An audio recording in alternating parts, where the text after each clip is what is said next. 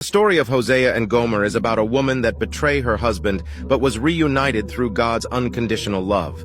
There was a prophet named Hosea. One day God spoke to Hosea and told him to marry a woman named Gomer, who was known to be a promiscuous woman. Hosea obeyed God's command and took Gomer as his wife. At first, Hosea and Gomer were happy together, and they had 3 children. But as time went on, Gomer began to stray from her marriage vows.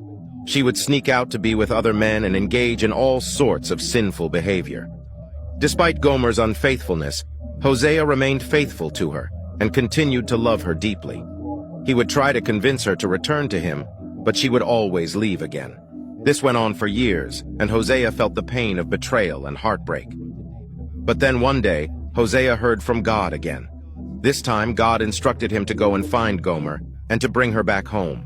So Hosea set out to find his wayward wife, searching high and low until he finally found her. When Hosea found Gomer, she was in a terrible state.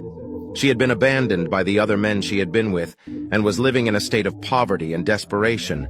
But Hosea saw past her outward appearance and saw the woman he had once loved. Filled with compassion and love, Hosea took Gomer back home with him. He cared for her, provided for her, and showed her the unconditional love that she had always longed for.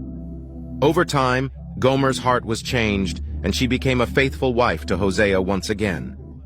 The story of Hosea and Gomer is a powerful example of God's unconditional love and forgiveness. Hosea's love for Gomer, despite her unfaithfulness, mirrors the love that God has for his people, even when they turn away from him.